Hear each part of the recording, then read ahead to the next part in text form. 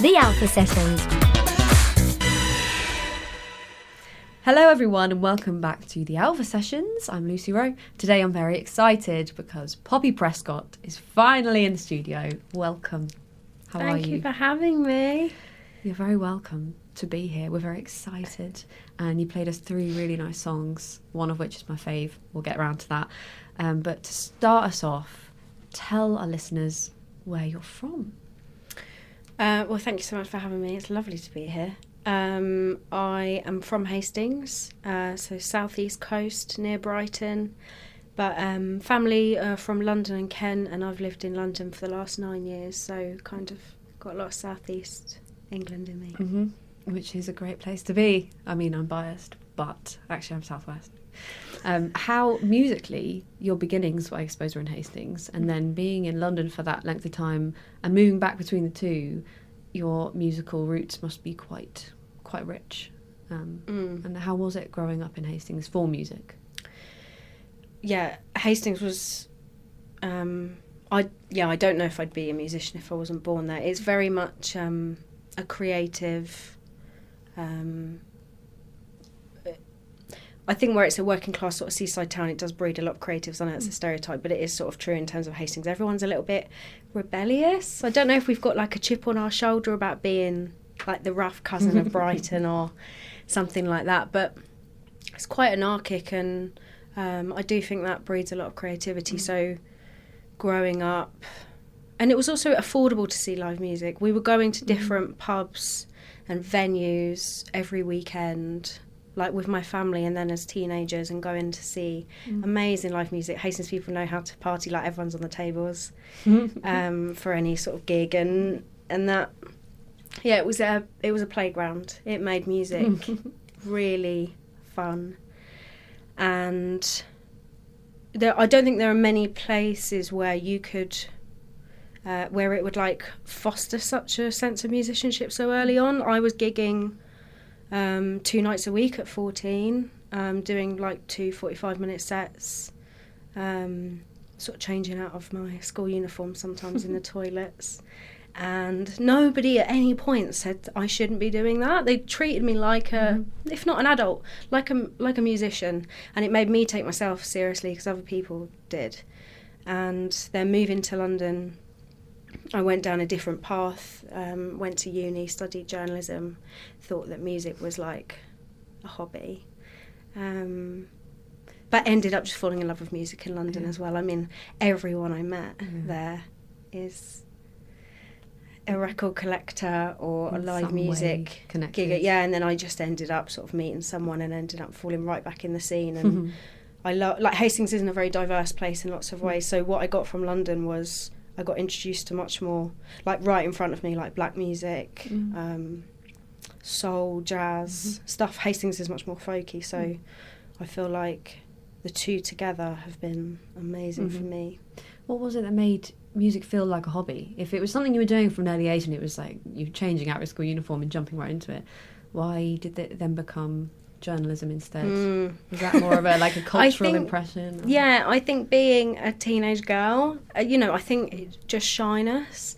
Didn't feel like there was a straightforward career path because I guess lack of role models. It's not. Although everyone is a musician in Hastings, it doesn't mean that everyone's making money from it. They're almost certainly not. So I kind of had that sort of working class mentality of like, get a real job that's going to pay the bills and like, support my mum and myself. So, but it's quite funny to me now that journalism was my backup, because actually that as an industry, especially in 2016, was not the most secure. And music was always going to be music. I had so many people telling me that, and I completely ignored it. And who knows why? It's just my journey, and I bet I'm not the only one. I think it's quite common. Yeah, I was going to say, I think that is so common and quite sad in a way that it's Did not you ever really, feel like that? Yeah, I still a little bit feel like there's always an imposter feeling where it's not kind of validated as a career in the same way as other careers. So then you hold back from it, taking it seriously, even though it's just like an intrinsic part of you, Yeah, it's not you something have you can to do it. bat away. So on that, your first release which will be 2022. Probably, Something around yeah. then. You'll know better Years than ago me. now. Yeah. How was that for you? Was that like a move into, yeah, this is a career. This is something like, I've got all these songs that I imagine you've been writing for a long time by that point, and you thought, finally, I think I need to get it out there. Yeah. It was such a wonderful experience releasing music, the best. I was in Wales with my boyfriend at the time and like long-term collaborator Dan McConkie, and I was just mucking about playing him songs, and he was like, why haven't you released them? You know, think of all the crap that gets released. Like, just put it out there. And it really hadn't occurred to me. I think I do need to be given permission sometimes because I've got that shyness. And I thought, yeah, why haven't I? You know, I don't really mind what people think. So that process of like recording, we did it all in lockdown, in different like front rooms wherever we were having to isolate at the time, and it was a beautiful experience. It was seeing it was my proudest moment, seeing my name in song on Spotify, and I really didn't worry about numbers or tracking metrics. I was just so happy, and that's the feeling I chase still, like just so happy to see it existing and not in my mind in chaotic form. And then obviously that materialises even more when you're in a live setting and you're seeing people hear it. But yeah, releasing music is the most amazing thing for me. And that first release was just, I mean, COVID. It was just such a good thing for music, not anything else. But being able to actually take a few hours every day and dedicate that to music is something I'll never forget.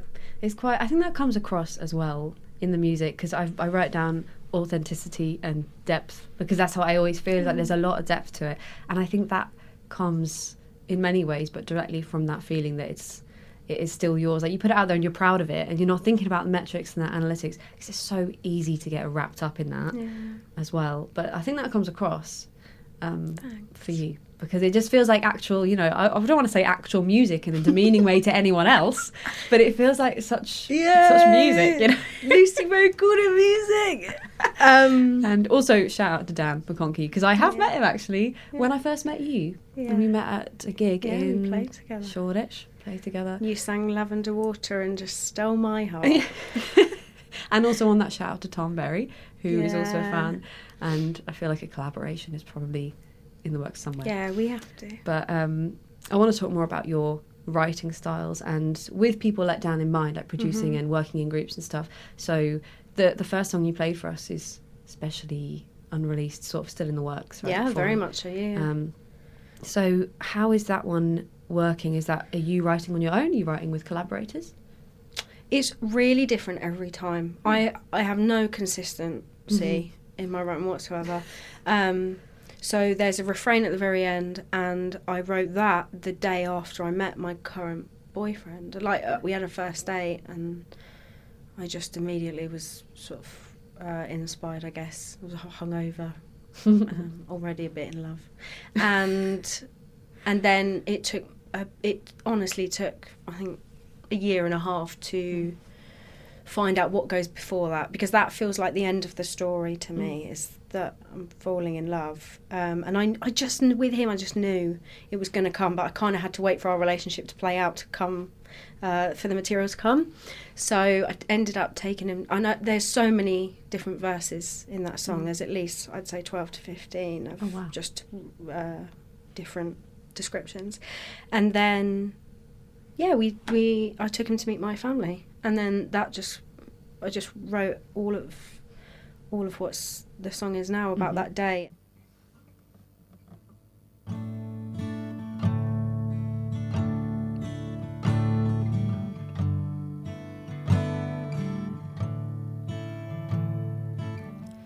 Took the train to St. Leonard's,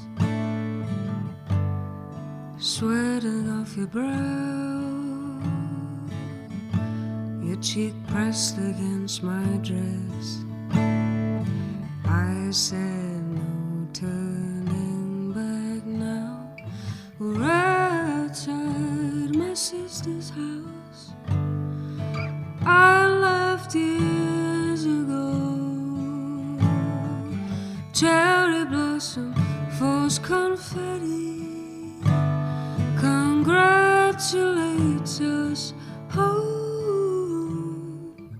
changing fortunes, smoother lanes. Everyone's been waiting for the day I rang them saying I'd pick you a million times over, and it's true.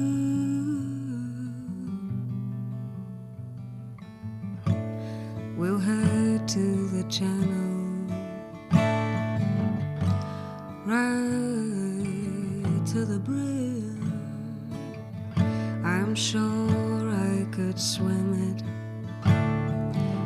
if you'd only push me in. We spent years getting to know ourselves, yet I feel I've known you for them all. Blushing, laughing, living you forever is all. I'm falling for you, sight and sound. Nothing now could ever hold me down. All the times, stumbles, burns, everything is easy 'cause of you.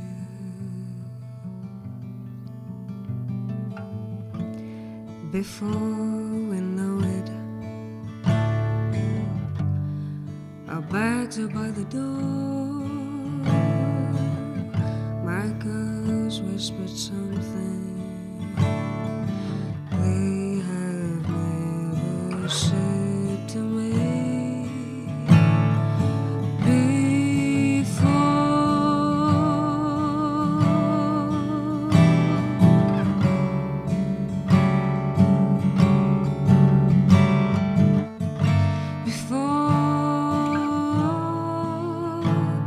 I'm falling in love, hoping it's you, hoping it's the one to the water, right to the brim. I'm ready to fall if you'll push me in. I'm falling in love, hoping it's you, knowing it's the one to the water, right to the brim. I'm ready to fall if you'll push me.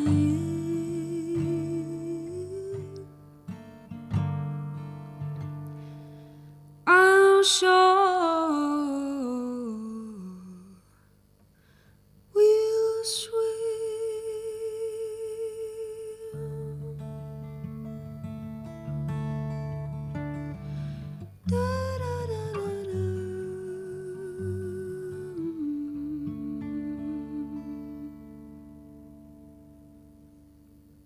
The Alpha Sessions. For me, there's no like winning formula other than to just stay really open. I have massively changed my process though with writing with other people. I was extremely private about it until about 6 months ago. Yeah, because you went on a retreat. Is that Yeah. So that was just last month.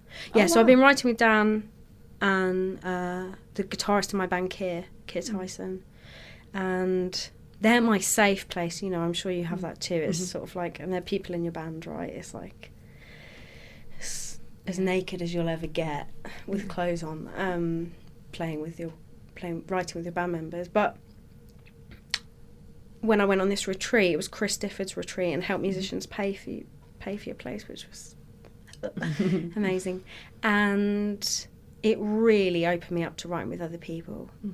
Again, I'm still that shy little girl in lots of ways, and fine to do things as long as it's within my comfort zone, which has obviously grown bigger as I've grown older. However, writing with other people was just the most terrifying thing, and that's why I applied for it.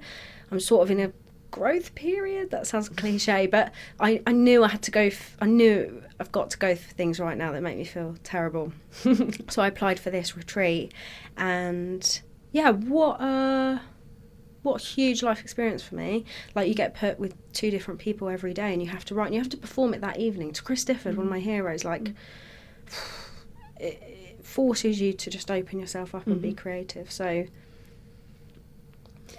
yeah, I've written more songs in the last month from that retreat than I have in 2 years. Oh, wow. Yeah, they've just been pouring out, and I think it's just because it was a bit like unlocking a door. That's exactly the phrase I was about to use. Is that it just, when you do unlock the door, sometimes it's not the right time to do it, but if you do it and everything sort of aligns and it pushes you through, and then everything just sort of pours out. But I suppose with your lyrics, like you're talking about shyness, but I think it's just a sort of, there's a lot of personal stuff, or it sounds very personal, and writing 12 to 15 verses just for one song, and all of them being like probably so clear to you, and the imagery is really strong, and I suppose it is very personal. And then when you want to open that up, it doesn't always come out because it's not meant to. It's all of your like deepest thoughts.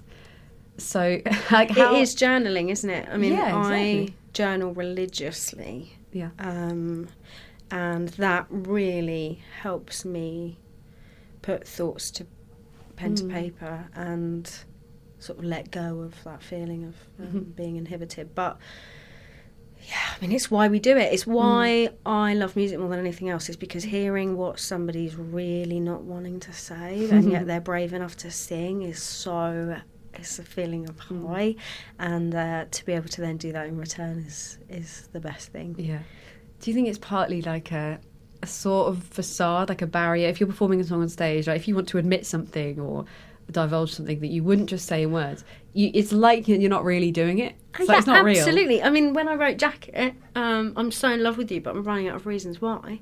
My boyfriend at the time was like, is that about me? And I sort of said, of course it's not about you. What do you mean? Like, that's preposterous. I'm not that person. I would never write that and sing it in front of people while you're there.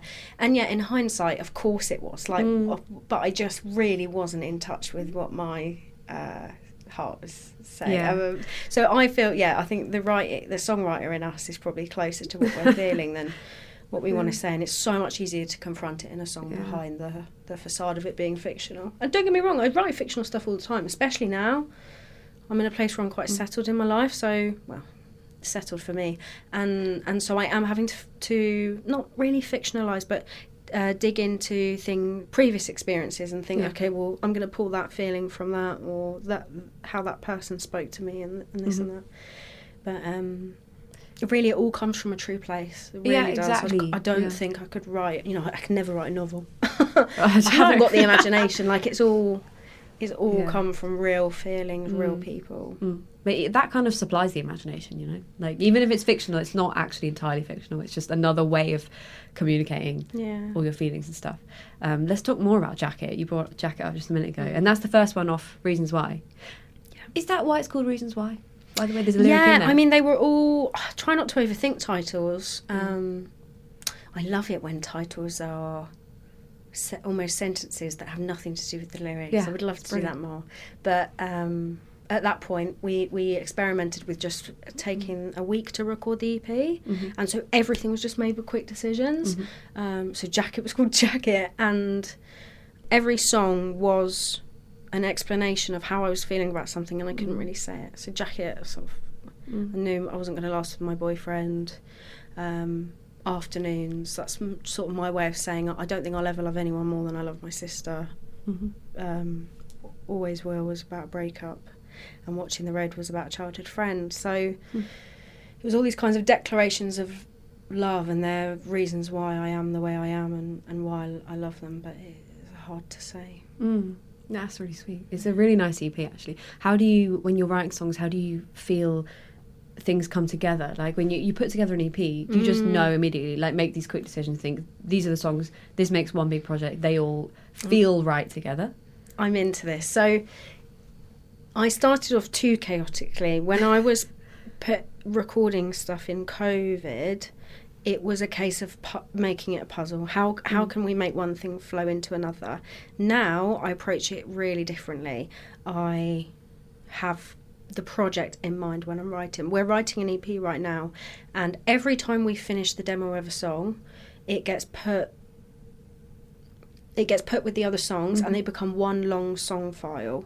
So I sent it to someone last night, and he was like, I don't think these should be one song. And I was like, no, of course they're not. They're two songs, but I've put them together so you can listen in one go, because it's a project. So yeah, as me and Keir right now in Hastings, we are constantly thinking about the order. And I mean, I got into Pink Floyd way too late. It was 2020, but that album where everything flows into everything else, I just thought that's what I want to do. I never want to stray from that. That's the best thing ever. That kind of coherence. Continuous. Yeah. It's like something that's a little bit lost now because of the new Playlisting. Yeah, playlisting. Okay, right. Strap in, let's get into this. So the way singles are such a thing now because of playlisting and instant gratification. I like to talk about this on the after sessions, so I'd like to get your take on it. And it feels like I can see where it's going anyway, because you like that continuous thing. Everything is coherent, and it feels like a project rather than something you're just sort of spurting out once every month to keep the ball rolling all the time. Because the ball does not only roll when it's consistent singles every month. If you release a whole coherent project, there's so much worth in that. There's so much music in that can make the ball roll probably even further. And I mean, is that your kind of the world that you're in? Absolutely, of course, I totally agree. I really think there's a place for singles. I love listening to songs on their own.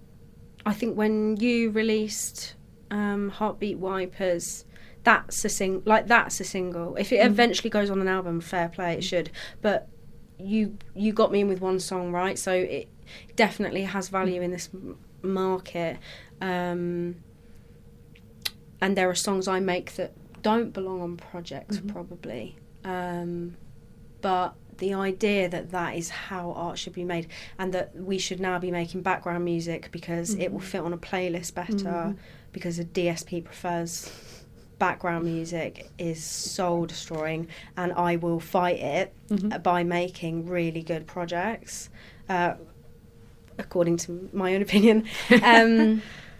I grew up listening to albums, and I love album songs that would never make it as singles, and I know that everybody does, so don't know why it's becoming so the word be, don't know, just assumed that this is the way we should go and that we shouldn't fight it. I mean, Adele did a great thing. I think she made it so that her album couldn't be mixed on Spotify. Shuffled. The track, shuffle. I don't even know the words because I reject it all. So yeah, stuff like that. I'm like, oh, that's cool, good for you. Well done for setting the way. Yeah. But I just love putting a vinyl on, or when I was young, a CD. Have you ever made one of your own? You printed any? I haven't, but I will. As soon as the music's sort of right, I will. And I just get so much pleasure out of listening to a whole body of work. And hey, you can skip songs. Or I love it when you're in a car and someone's like, oh, I hate this song, I want to skip it. And someone else is like, I love this one. You know, that's why albums are albums. Yeah, there's diversity in there. And it sort of allows more of a creative input from the listener as well, because like you say, people can find their own parts of it they love, and the other person will have absolutely the opposite opinion. Whereas if you present the world with one thing, it's like, that's the thing, you gotta like it. Yeah, and there's more pressure on it to define you as an artist.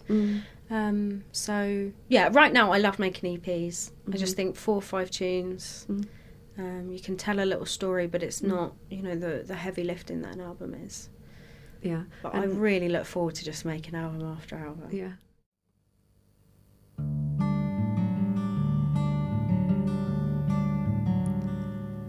You said the best part of your night was when I took my jacket off.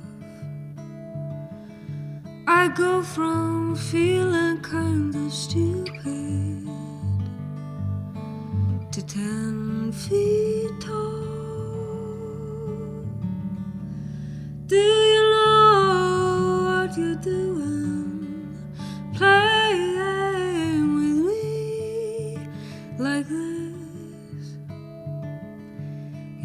that you're just doing your best.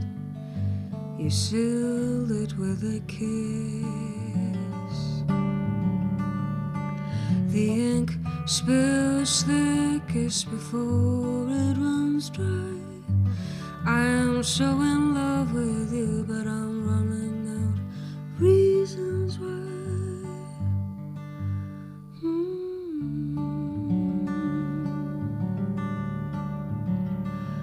Now we're skipping the observatory.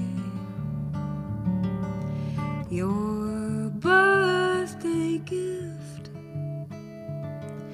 Your friend back home's having a party. I'm not invited, but you've not a bad bone. That much seems true. I don't know what you're capable of until you show me. The ink spills thickest before it runs dry. I'm so in love with you, but I'm running out reasons why. Oh,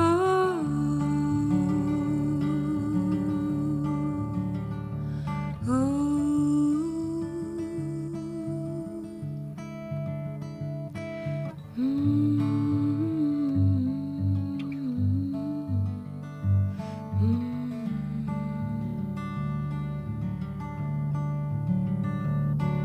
The ink spills thickest before it runs dry. I'm so in love with you. Yeah, I'm so in love with you. What you waiting for? I'm still waiting for.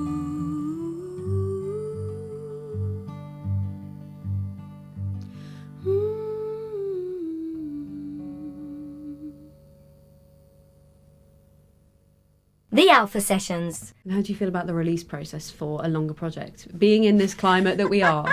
Well, I'm not very good at it. Well, you say that, but I feel like it's just sort of, again, a thing that people have spoken into existence, that it's assumed that that other way to do it is the singles and it's easier to promote. But maybe it's just as easy to do it the way maybe it's actually better to do a longer form thing, but people are sort of afraid because everyone's doing singles.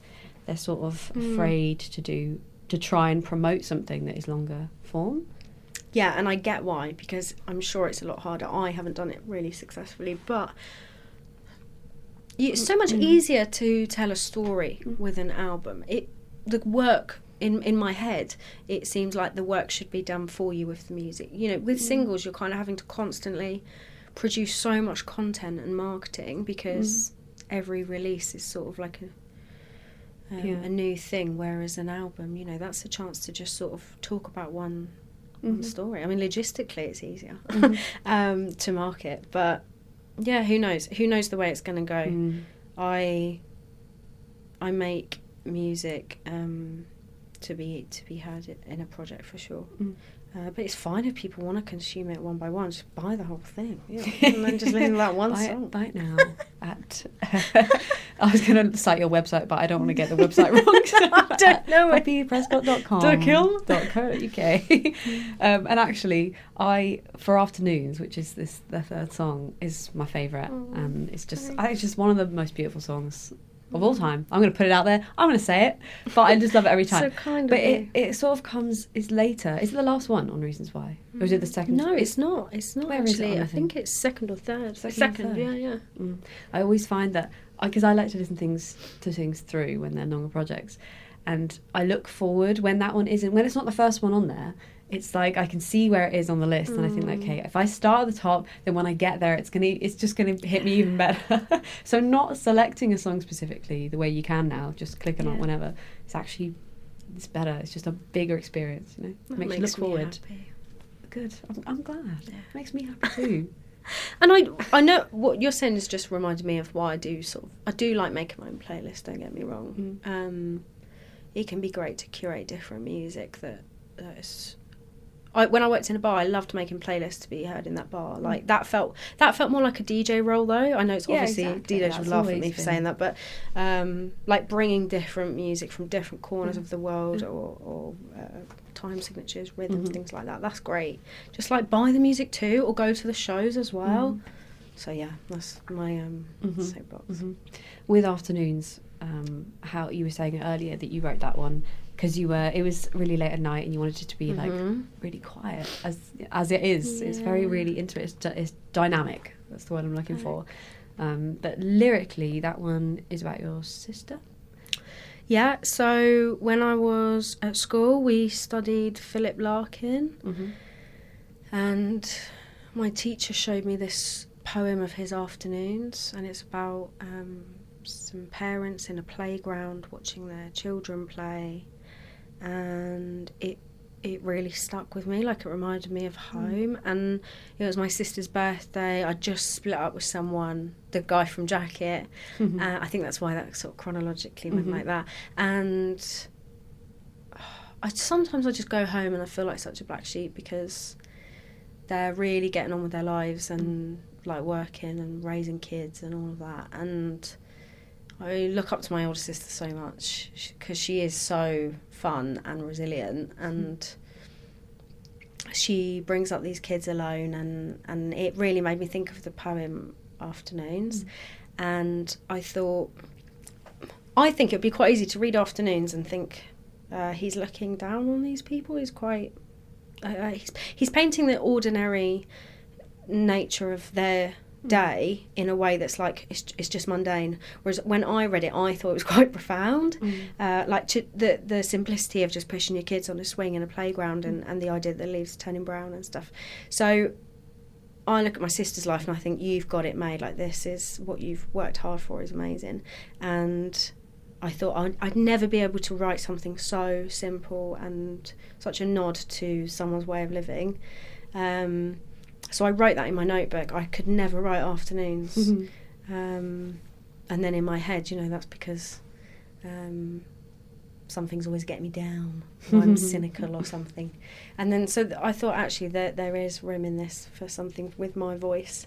I feel like it was my first love song, and it's so classic that it was about my sister, because that is a really pure relationship of mine. And, growing up, she used to like get in so much trouble, and she'd literally be putting her head through the letterbox saying, "Poppy, let me in, Mum's locked me out again." And I'd be on the stairs like 4 or 5 years old thinking, "Oh, I know I'm going to let you in, but I'm just going to wait 30 more seconds till Mum's gone." And yeah, that was our fun little trio life, and she taught me so much. How to smoke, how to lie to Mum. But also how how to be brilliant. Yeah, like the song "One in a Million." Like she showed me R&B. That's a song by Aaliyah, and I owe her a lot for that. So yeah, it's just a big love song. Tiffany, she looks like Tiffany from EastEnders. I wonder who that Martine Tiffany McCutcheon. was. Yeah, right. It's all true. It's beautiful. It's a proper ode. And Yeah. I think those pure relationships are the ones that sort of support your artistry most, and just your life as well, in life. And that's important for supporting your music making.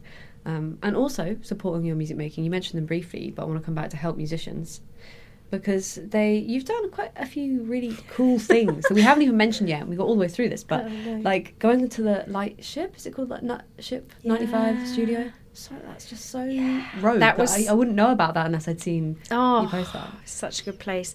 That was I got a grant in funding from Creative Access and McLaren Racing Career Development Bursary. So if you're from like an underrepresented background, you can access up to £1,000. And I was talking about the importance of live video, and God, it was so fun going on that ship and recording. It was my first experience like that. And then help musicians, they got me a mentor. So I'm being mentored by Simon from the Kaiser Chiefs. He's the bassist. Yeah, great guy. Leeds fan, so my boyfriend's not happy. But I really like him. He's helped me out a lot. And then also the place on Christopher's writing retreat, which was life-changing. That's the thing that's really unlocked. I feel like I'll look back when I'm 90 years old and still remember that retreat. Yeah. They're sort of like core memory. Yeah, it's music. a core memory. And I suppose that it will influence how you write going forward, and also your connections going forward, because you meet so many great people, I imagine, out there in these communities. That's the thing. For me, songwriting has always been such a solitary experience, and actually, because of that, a little bit sad, because it's a form of expression when things go wrong or when I need to air something out myself. Whereas being in a mansion, being cooked for by a beautiful woman called Vicky 3 times a day, and being with 15 people, that is fun. There's nothing to be sad about when you're in that house making music and you're performing it every night. Even though we did go to some sad places musically, you'd have to be, it would have been unreal for me to have been sad. So I suddenly realised, songwriting can be social, it can be stimulating in a positive way, and creative, because you go to places that you never would on your own. So I recommend, even if nobody could get, if they say they never ran that camp again or something, like just reaching out to, I think there's something magic about number 3. It's like reach out to 2 other people and say, would you just sort of take 6 hours, meet me? It doesn't matter if we don't make anything, but we'll pick a theme and we'll see what we can make in 6 hours with the intention of being able to perform it tonight if we had to. That is really fun. Doesn't sound it, but it is. Oh, it does. I mean, to me it does. I don't know. Well, we could do it, it's like, because you just don't know what you'll make. Yeah. How much fun. Exactly. And I suppose this is something that will be playing into your next project, all of this experience. And is there anything you can tell us about all the upcoming projects? So we've got lots of songs. They're Good. about, that's good. They're news. about friends. They're about saying yes to things. They are about falling in love. About stalking an ex on his birthday. Nice. And definitely my best work, written in a really collaborative, exciting way. And I'm touring it, doing 5 dates: Hastings, Brighton, Margate, Folkestone, and then London. None of that's been announced yet, but I'm co-headlining with a really lovely jazz singer called Meg Bird, and we're going to tour it together. And she'll tour her stuff. And I'm starting a Substack next month that will go into songwriting. So I think the summer's going to be pretty busy for me. It'll be nice. Yay! And that means it's going to be busy for us because we're going to be at everything. Or at least I am. I'm just going to follow you around. Oh, it's so nice to talk to you. Yeah, I'm really glad that you're able to come in. And before you go, tell everyone listening how to find you and all of your lovely music. So Instagram would be Poppy P Prescott. Despicable Me 4 really messed Poppy Prescott up for me. Really SEO did. is... Yeah. And then, I've got a website, poppyprescott.com. I'm probably going to start TikTok as soon as I discover my sense of self and ego, upcoming soon. And, just like I would love to just meet more people, music lovers or music makers. Anyone can message me, go to gigs, go to open mics, things like that. We'll just on like an open call to hang out. If anyone out there that wants to hang out. But I mean it. And I would never have said that 6 months ago. It's funny. It's like, well, London in summer is the best thing in the world, and love music, so that's what it's all about. That's what it's all about. Bring us all together. All right, well, Poppy, thank you so much for coming in and chatting to me and playing your lovely songs. And hopefully you can come back in soon. After this year is up, and we'll have even more to talk about, I imagine, by the sounds of it. So thank you. I would love to interview you, I think. Hey, maybe we'll swap seats. Yeah. There you go.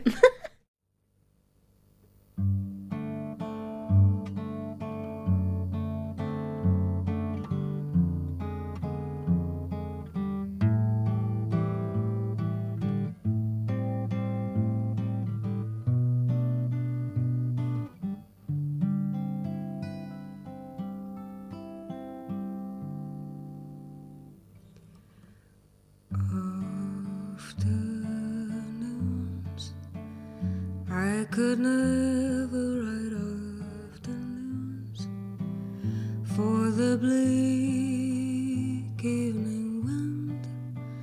It pushed the rain aside, and love, I could never love long enough. I will run before I know what I'm running from. But if I were to, I would only think of you, sitting in the back of that car, chewing gum, singing one in a million.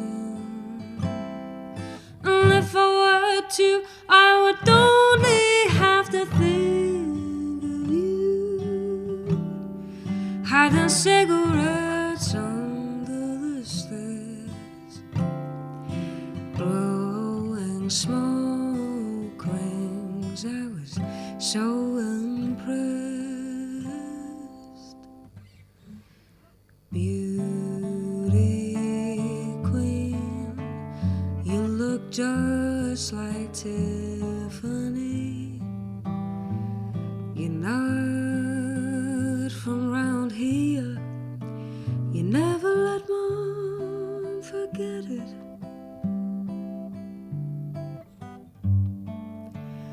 All the fire hiding, you on the doorstep, peeking through the letterbox, begging me to let you in. I always did, 'cause if I were to, I would only think of you, sitting in the back of that car,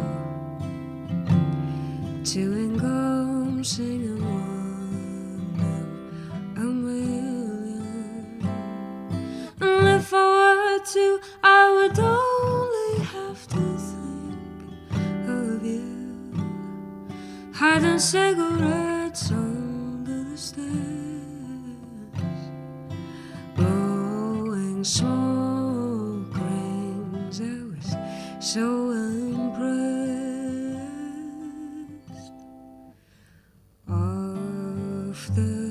Afternoons, I could never write afternoons.